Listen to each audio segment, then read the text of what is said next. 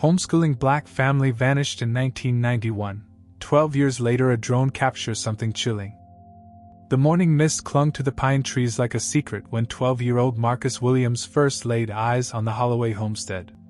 It was September 1991, and his family had just moved to the rural outskirts of Greenwood County, South Carolina. From his bedroom window, Marcus could see smoke curling up from their neighbor's chimney, even though the autumn air wasn't quite cold enough to warrant a fire. Strange folks, those Holloways, his grandmother had whispered over sweet tea the night before. Keep to themselves mostly, but Lord knows that woman can work magic with a needle and thread. Marcus's curiosity was piqued when he spotted 3 children roughly his age hanging laundry on a line that seemed to stretch impossibly long between 2 oak trees. But these weren't ordinary bedsheets and towels. Enormous, colorful quilts danced in the breeze like giant storyboards, each one more intricate than the last. The Holloway family consisted of 5 members who lived like they were weaving their own version of the American dream. Lillian Holloway, a woman in her late 30s with gentle eyes and calloused hands, served as both mother and teacher to her 3 children, 14-year-old Sarah, 12-year-old Jerome, and 8-year-old Keisha. Her husband, Thomas, worked as a part-time carpenter and spent his evenings helping Lillian prepare lessons that would never see the inside of a traditional classroom. What made the Holloways extraordinary wasn't just that they homeschooled their children. Plenty of families in rural South Carolina chose that path. It was how Lillian taught them. Every subject came alive through the ancient art of quilting, a tradition passed down through generations of African American women who had used fabric and thread to preserve stories, map escape routes, and pass along wisdom when words alone weren't safe. On any given morning, visitors might find the Holloway children gathered around a massive quilt spread across their living room floor. Today's lesson was geography, and the quilt beneath their feet was a masterpiece, a detailed map of South Carolina with every county represented in different fabrics. Rivers were sewn in shimmering blue silk, mountains rose in textured brown corduroy, and major cities sparkled with tiny buttons and beads. "Now, Jerome," Lillian would say, her voice carrying the warmth of someone who had never raised it in anger. "Can you trace the path of the Santee River with your finger? Remember, water always finds the easiest way to flow." Jerome's finger would glide along the Silk River, and suddenly geography wasn't about memorizing names on a page. It was about understanding how water shaped the land his ancestors had walked. History lessons unfolded on quilts that depicted the Underground Railroad, with seemingly random patterns that actually contained coded messages. Sarah learned that a log cabin quilt pattern with a yellow center meant safety, while certain star patterns pointed toward freedom.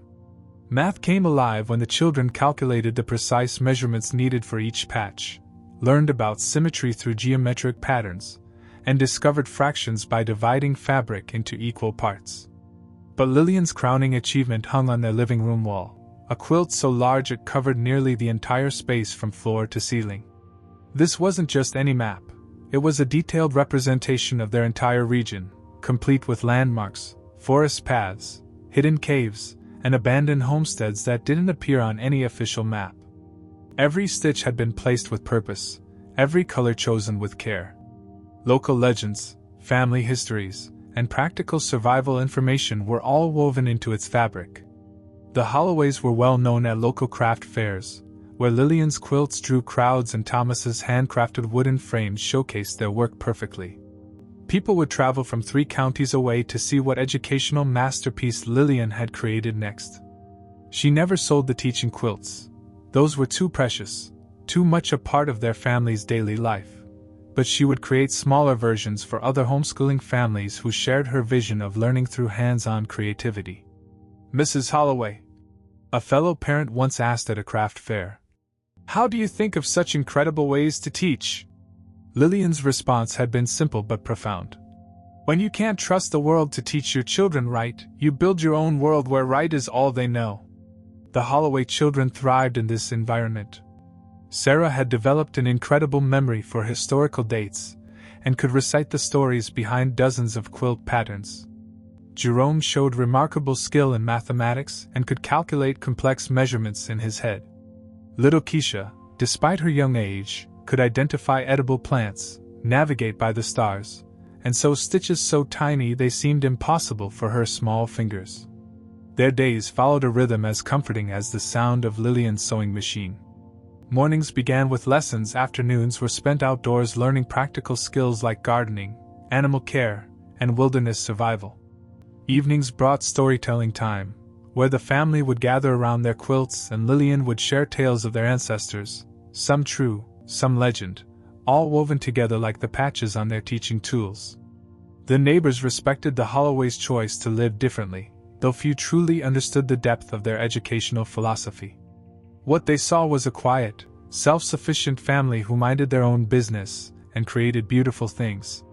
What they didn't see was a revolutionary approach to learning that honored both intellectual growth and cultural heritage. Then came October 15, 1991. Marcus Williams woke that morning to an unusual silence. No smoke rose from the Holloway chimney. No children's laughter carried across the field. No quilts danced on the clothesline. By evening, when his mother sent him over with a casserole as an excuse to check on their neighbors, Marcus discovered something that would haunt the community for decades to come. The front door stood slightly ajar. The dinner table was set for 5, with food still on the plates, though it had long since grown cold. Thomas's carpenter tools lay scattered across the front porch as if he had been in the middle of a project and simply walked away. But the most chilling discovery was in the living room. The enormous regional map quilt, Lillian's masterpiece, the one she called her life's work, was gone. Not stolen, because nothing else was missing. Not fallen, because there were no signs of struggle. Simply, mysteriously absent, leaving behind only the nail holes in the wall where it had hung for years. The Holloway family had vanished as completely as if they had never existed at all, taking with them their revolutionary educational philosophy, their close-knit bond, and the one quilt that held all their secrets. Sheriff Bobby Crane had seen his share of missing persons cases in Greenwood County, but nothing quite like the Holloways. When Marcus Williams's mother called the sheriff's department that October evening, Bobby expected to find evidence of foul play, signs of a hurried departure, or at least some indication of where a family of 5 might have gone. Instead, he found something far more unsettling: absolute normalcy frozen in time. The Holloway house looked like its occupants had simply stepped out for a walk and forgotten to return. Mail sat unopened on the kitchen counter. Lillian's sewing machine held a half-finished piece of fabric, the needle still threaded with bright yellow cotton. In the children's bedrooms, homework assignments lay spread across desks, math problems half-solved, history essays barely begun. "It's like they just evaporated," Deputy Maria Santos whispered as she photographed the untouched dinner plates. Pot roast, mashed potatoes, and green beans, all arranged with the care of a family that had planned to sit down together for a normal Tuesday evening meal. Sheriff Crane filed the missing persons report that same night, launching an investigation that would consume the better part of 3 months. Search teams combed through the surrounding forests. Bloodhounds followed scent trails that seemed to vanish at the edge of the woods as if the family had simply learned to fly. The FBI was contacted, but without evidence of kidnapping or interstate flight, their involvement remained minimal. The most puzzling aspect wasn't what was missing, it was what wasn't. Thomas's wallet sat on his dresser with $67 cash inside. Lillian's purse hung on its usual hook by the kitchen door, car keys still in the side pocket. Their 1987 Buick remained parked in the driveway, collecting leaves and dust. Even more strange, none of their clothes appeared to be missing. Closets and dressers remained fully stocked, as if the family had vanished wearing only what they had on their backs. But the absence of that enormous quilt gnawed at everyone involved in the search. Sheriff Crane had seen it during previous wellness checks and community events. It was impossible to miss, covering nearly an entire wall with its intricate details and vibrant colors. For something that large to disappear without a trace suggested either careful planning or something supernatural.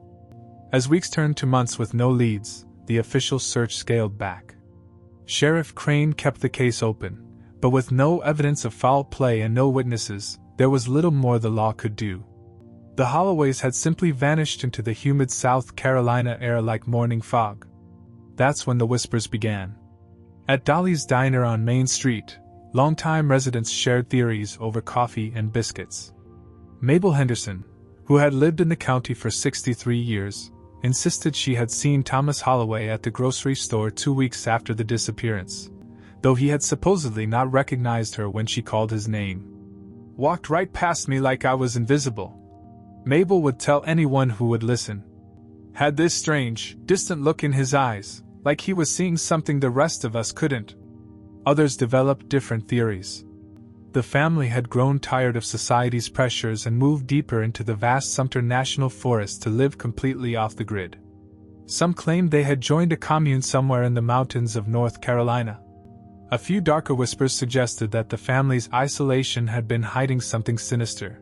Perhaps they had run from debts, legal troubles, or worse.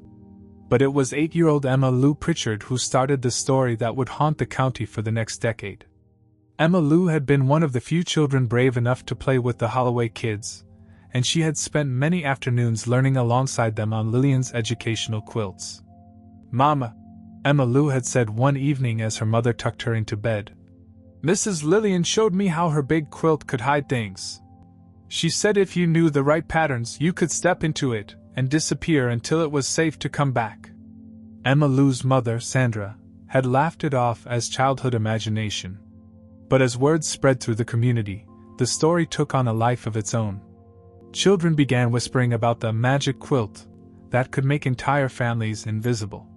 Parents found themselves checking their own quilts before bedtime, both fascinated and unnerved by the possibility. The Holloway property fell into disrepair with heartbreaking speed. Without the family's careful maintenance, vines crept up the walls, shutters hung askew, and the garden that had once provided fresh vegetables grew wild and tangled. The local bank eventually took possession of the land for unpaid taxes, but selling it proved nearly impossible. 3 different development companies attempted to purchase the property over the years, drawn by its prime location and reasonable price. Each time, deals fell through at the last minute. Workers reported strange feelings of being watched while surveying the land. One construction foreman claimed he heard children's laughter coming from the empty house on multiple occasions, though no one was ever found inside. By 2000, the property had gained a reputation that made it virtually unmarketable. Real estate agents stopped showing it to potential buyers. The local teenagers dared each other to spend nights in the abandoned house, though few were brave enough to follow through. The Holloway case remained officially open but practically cold. Sheriff Crane retired in 1998, passing the file to his successor with a warning. "Some mysteries aren't meant to be solved. Sometimes families just choose to disappear, and maybe we should respect that choice. But secrets, like quilts, have a way of unraveling when you pull the right thread." Clay Dobson was 26 years old, and convinced that technology would solve every mystery the world had to offer. Fresh out of college with a degree in surveying and geographic information systems, he had landed a job with Palmetto Development Corporation, a firm that specialized in turning forgotten rural land into profitable subdivisions. It was March 2003 when Clay first laid eyes on the new DJI Phantom drone that his company had purchased for aerial mapping. The technology was revolutionary for its time, a compact, remote-controlled aircraft equipped with a high-resolution camera that could capture detailed overhead footage of large properties in a fraction of the time it would take traditional surveying crews. "Think of it as having eyes in the sky," his supervisor, Janet McReady, had explained during the equipment briefing. "We can map entire properties, identify potential issues, and create development plans without spending weeks trudging through underbrush and swampland." Clay's first major assignment was a 200-acre tract of land in Greenwood County that Palmetto Development was considering for a new residential community. The property included several abandoned homesteads, dense forest areas, and what the county records described as challenging topography with significant vegetation overgrowth. What the records didn't mention was that part of this tract bordered the old Holloway property. On a crisp Tuesday morning, Clay arrived at the site with his drone equipment, laptop, and enough coffee to fuel a 12-hour workday. The plan was straightforward: conduct a systematic aerial survey of the entire property, capturing overlapping photographs that could be stitched together into a comprehensive map. The drone performed flawlessly for the first 3 hours, buzzing over clearings, abandoned farmhouses, and creek beds with the precision of a mechanical hummingbird. Clay watched the live feed on his laptop screen, occasionally adjusting the flight path to capture interesting features or potential development obstacles. It was around 11:30 a.m. when the drone crossed into an area that made Clay pause. The forest here was denser than anywhere else on the property, with canopies so thick that sunlight barely penetrated to the ground level. Ancient pine trees towered above a tangle of underbrush that looked like it hadn't been disturbed by human presence in decades. "Probably should skip this section," Clay muttered to himself, knowing that the dense canopy would make ground-level photography nearly impossible. But something about the area nagged at him. On his property maps, this section showed up as a blank space. No structures, no clearings, no notable features. Yet from above, there was something oddly organized about it. Clay adjusted the drone's altitude and activated the high-resolution camera mode. Through the gaps in the canopy, he caught glimpses of what appeared to be patterns on the forest floor. Not the random distribution of fallen logs and natural clearings he expected, but something more deliberate. What the hell? Clay zoomed in on his laptop screen, trying to make sense of what he was seeing. When he returned to his office that evening, Clay uploaded the day's footage and began the painstaking process of enhancing the images. Using professional photo editing software, he adjusted brightness, contrast, and clarity levels until the mysterious patterns began to reveal themselves. What he discovered made him question his own sanity. Embedded in the forest floor, partially obscured by 12 years of natural growth but still clearly visible from above, was an enormous geometric pattern. It wasn't random. It was deliberately arranged, with distinct sections of different materials creating a design that looked almost like a quilt, Clay whispered, staring at his computer screen in disbelief. The pattern was massive, easily 50 feet by 30 feet, composed of what appeared to be fabric patches sewn or somehow embedded directly into the earth. Different sections showed varying degrees of decay and weathering, but the overall design remained intact and recognizable. Clay spent the next 2 hours enhancing different sections of the image, and with each adjustment, more details emerged. The pattern wasn't just decorative, it appeared to be a map. He could make out what looked like pathways, landmarks, and even symbols that resembled the topographical features of the surrounding area. But the most unsettling discovery came when Clay examined the edges of the pattern. While most of the fabric showed the expected signs of 12 years' exposure to weather, several sections appeared to have been recently maintained. Fresh patches of material had been added, protective coverings had been applied, and some areas showed signs of recent repair work. Someone had been caring for this mysterious ground quilt. Someone who knew exactly where it was and understood its significance. Clay cross-referenced his aerial footage with county property records and historical maps. The patterned area sat just beyond the boundary of what had once been the Holloway family homestead, the same family that had vanished mysteriously in 1991. That night, Clay couldn't sleep. He kept returning to his computer, staring at the enhanced images and trying to rationalize what he had discovered. Every logical explanation fell short. Quilts belonged on beds and walls, not embedded in forest floors. Families didn't disappear and leave behind mysterious ground markers that someone secretly maintained for over a decade. Unless the disappearance hadn't been as mysterious as everyone believed. Clay realized he had stumbled onto something that challenged everything the community thought they knew about the Holloway family's fate. The question that kept him awake wasn't what he had found, it was who had been taking care of it all these years. Clay Dobson spent 3 sleepless nights staring at his computer screen before he finally admitted he needed help. The enhanced drone footage showed details that defied his understanding, intricate patterns that seemed to blend art, cartography, and something else entirely. Something that whispered of secrets deliberately hidden in plain sight. On Friday morning, Clay called Dr. Margaret Foster, a retired history professor from the University of South Carolina who specialized in African American cultural traditions.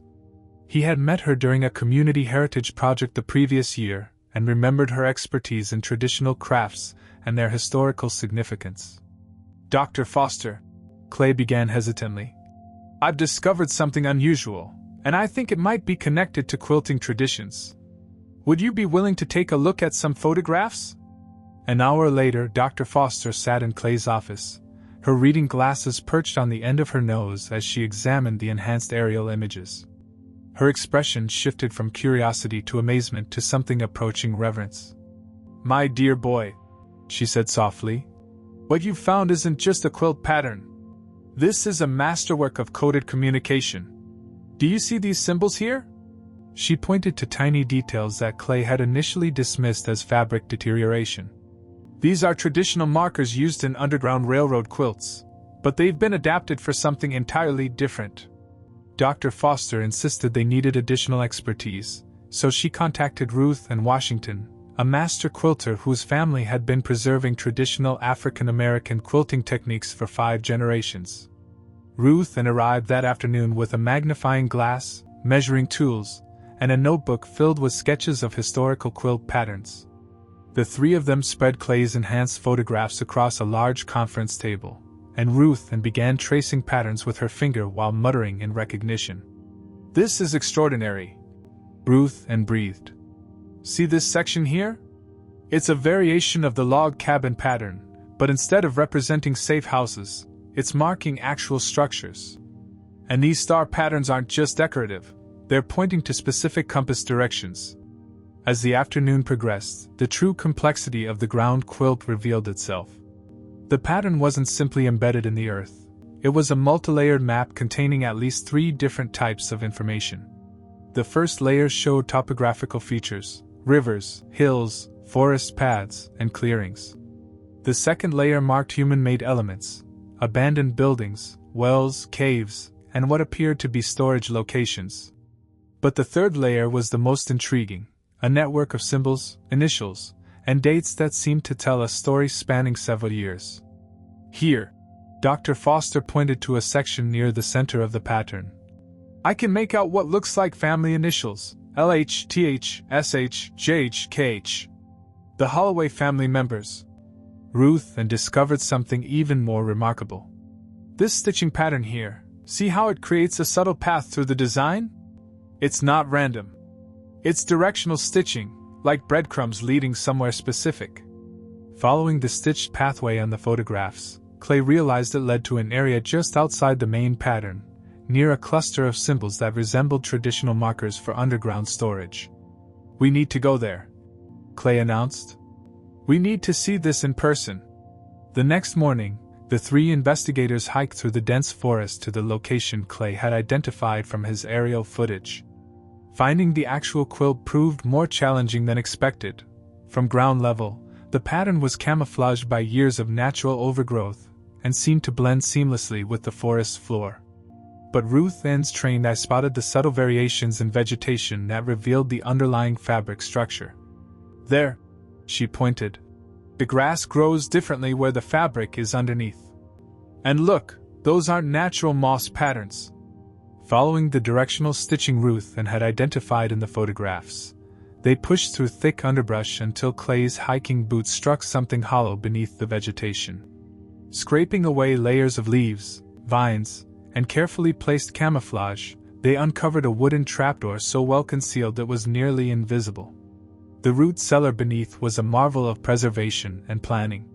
Waterproof storage containers lined wooden shelves that showed no signs of decay despite being underground for over a decade. Inside the containers, they found treasures that made their discovery infinitely more significant. Lillian Holloway's journals filled 7 notebooks, each one meticulously dated and organized. Educational materials included lesson plans for subjects ranging from botany to astronomy, all designed around hands-on learning in natural environments. Multiple sets of children's shoes in various sizes were stored in perfect condition, as if someone had carefully monitored growing feet and planned accordingly. But it was the final journal that left all 3 investigators speechless. The entries were dated from November 1991, just weeks after the family's disappearance, through March 1996, nearly 5 years later. Page after page documented a life lived intentionally off the grid, with detailed notes about seasonal shelter rotations, children's educational progress, and survival strategies that showcase remarkable ingenuity and determination. The final entry, dated March 15, 1996, was written in Lillian's careful handwriting but seemed different somehow, more hurried, tinged with sadness. Jerome's fever broke this morning, but he remains weak. The children have learned everything these woods can teach them, and perhaps it's time for the next phase of their education.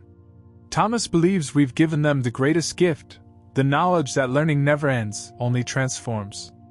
If anyone finds these words, know that we chose our path with love, not fear. The quilt holds all our secrets, but more importantly, it holds all our love. The revelation came in fragments, like sunlight filtering through dense forest canopy. As Clay, Dr. Foster, and Ruth sat in the cramped root cellar, reading Lillian Holloway's journals by flashlight, the true story of the family's disappearance began to emerge, not as a mystery, but as the most deliberate act of love and defiance any of them had ever encountered. The first journal entry, dated November 3, 1991, shattered every assumption the community had made about the Holloway family's fate.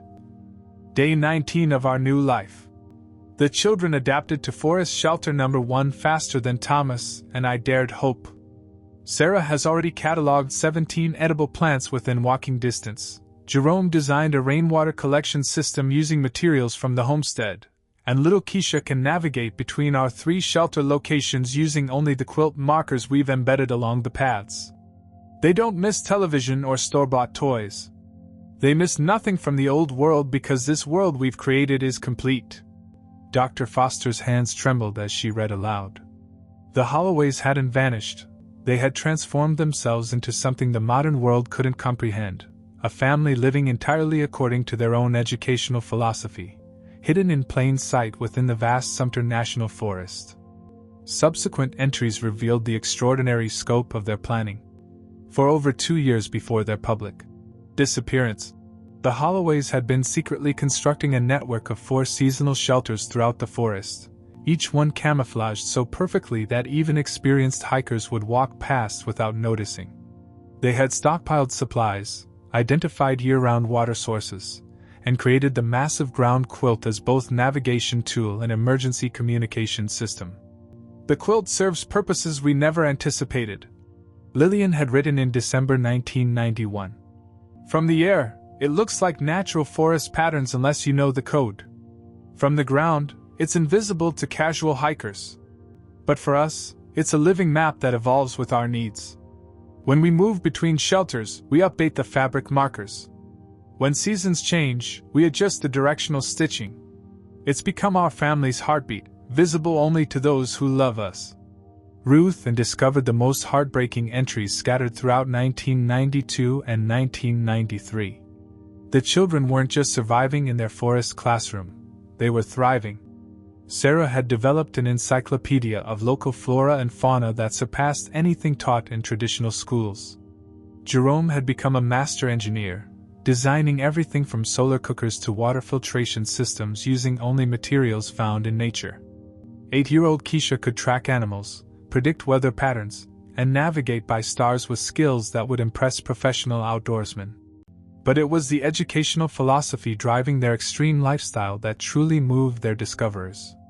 Lillian's journal entries revealed a mother who had become convinced that conventional education was failing children, particularly children of color, by forcing them into systems designed to suppress curiosity and independent thinking. In our forest school, she wrote in March 1993, there are no standardized tests measuring how well children memorize other people's thoughts. There are only real problems requiring creative solutions. No artificial deadlines exist here, only natural rhythms that teach patience and observation. The children learn mathematics by calculating food rations and shelter angles.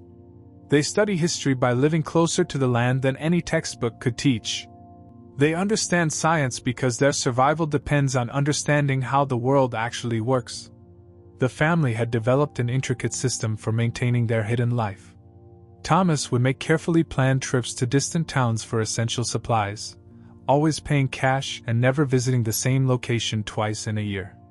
They had established emergency protocols for everything from severe weather to unexpected visitors. The ground quilt served not only as their map but as their communication system. Different fabric arrangements could signal danger, indicate which shelter was currently occupied, or mark locations of new food caches. But Clay found the entries from 1994 and 1995 increasingly somber. The novelty of their forest life was wearing thin, and the physical demands were taking their toll. Thomas had injured his back during a winter storm. Sarah, now approaching 17, had begun expressing doubts about their isolated lifestyle and curiosity about the world beyond their forest boundaries. Most troubling were the entries documenting Jerome's recurring health issues.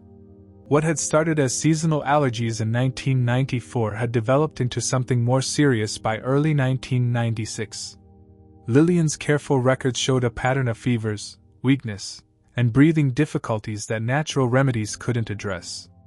The final entries, written in March 1996, revealed a family facing an impossible choice. Jerome needed medical attention that their forest life couldn't provide, but seeking help would mean exposing their entire operation and potentially losing custody of all 3 children. Thomas believes we should emerge gradually, establish new identities, and reintegrate slowly, Lillian had written. But I fear the world has grown even more hostile to families like ours. The children have learned to be free thinkers in a world that punishes independent thought. How do we protect that gift while giving Jerome the help he needs? The journal entry stopped abruptly on March 15, 1996, leaving their ultimate fate uncertain. But the evidence suggested a family torn apart by an impossible situation, trapped between their principles and their love for a sick child. The breakthrough came not from the journals, but from a detail Clay had overlooked in his original drone footage. While reviewing the enhanced images one final time, Dr. Foster noticed something that made her gasp audibly. "Clay, look at this section here." She pointed to the northwest corner of the ground quilt. "This fabric is new. Not just maintained, completely new." Ruth leaned in with her magnifying glass. "She's right. This is machine-stitched polyester blend, probably installed within the last 6 months. Someone hasn't just been maintaining this quilt, they've been updating it." The implications were staggering. If someone was actively caring for the Holloway family's forest monument, it meant at least one person knew the truth about their fate. More importantly, it suggested that someone wanted their story preserved, their legacy protected. Clay made a decision that would change everything. Instead of immediately contacting law enforcement, he decided to wait and watch. Using his drone equipment, he began conducting weekly surveillance of the quilt site, hoping to identify whoever was maintaining it. For 3 weeks, his vigils revealed nothing unusual. Then, on a foggy April morning, Clay's patience was rewarded in the most unexpected way possible. Through his drone's camera, he watched as a woman emerged from the forest carrying what appeared to be a large fabric bundle. She moved with the confident stride of someone who knew these woods intimately, navigating directly to the quilt site without hesitation.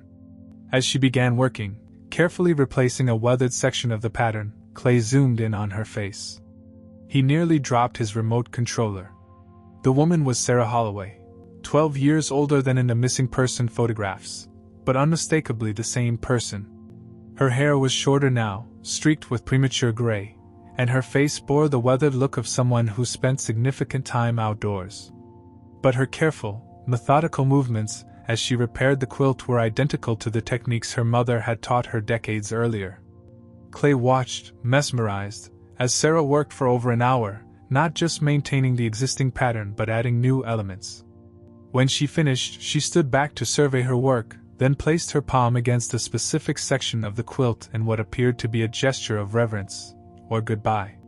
That's when Clay saw them, 2 figures emerging from the tree line. A tall man with familiar features who could only be Jerome, and a petite woman who moved with the same grace their mother had possessed. Keisha. The 3 adult Holloway children embraced at the center of their mother's masterpiece, then began walking together toward the forest's edge. Clay followed their movement with his drone until they reached a well-camouflaged pickup truck parked on an old logging road nearly a mile from the quilt site. The next morning, Clay did something that went against every investigative instinct he possessed. Instead of contacting authorities, he left a note at the root cellar where he had found the journals. "My name is Clay Dobson. I discovered your family's story through aerial surveying and have read your mother's journals. I believe your parents created something beautiful and revolutionary. I would like to help preserve their legacy properly, with your permission and involvement. If you're willing to meet, I'll be at Dolly's Diner on Main Street every Tuesday at 2 p.m. until further notice." 2 weeks later, Sarah Holloway walked into Dolly's Diner and sat across from Clay at a corner booth. She was followed by Jerome and Keisha, both of whom looked exactly as he had imagined they would as adults, confident, intelligent, and carrying an air of hard-earned wisdom. "We've been watching you watching us," Sarah said with a slight smile. "Mama always said that eventually, someone would find us who would understand rather than judge." The truth they shared over the next 3 hours was both tragic and inspiring. The family had indeed lived in the forest until 1996, when Jerome's illness forced them to make an impossible choice. Thomas and Lillian had sacrificed everything to get Jerome the medical care he needed, surrendering themselves to authorities while the children were placed in a witness protection-style program that allowed them to assume new identities. Jerome had survived, thanks to treatment for a rare autoimmune condition that would have been fatal without medical intervention. All 3 children had eventually finished their educations through alternative programs, and as adults, they had chosen to settle within a few hours' drive of their childhood forest home. "We take turns maintaining the quilt," Keisha explained. "It's our way of honoring Mama and Daddy, who died in prison 3 years after they turned themselves in. They never regretted their choice to live differently, and neither do we." With the family's permission, Clay helped create a museum exhibit that told their story truthfully but respectfully. The preserved quilt became the centerpiece, bearing all 5 family members' signatures stitched into one corner. The exhibit honored both the Holloways' educational philosophy and the cultural traditions they had preserved. Visitors often reported feeling a profound sense of presence when viewing the quilt, as if the family's love and determination had been woven permanently into its fabric. The exhibit became a pilgrimage site for families seeking alternative educational approaches and a testament to parents who had risked everything to give their children the freedom to think differently. The Holloway children continued their quiet lives, but they never stopped updating their mother's quilt, ensuring that her revolutionary vision of education would never be forgotten.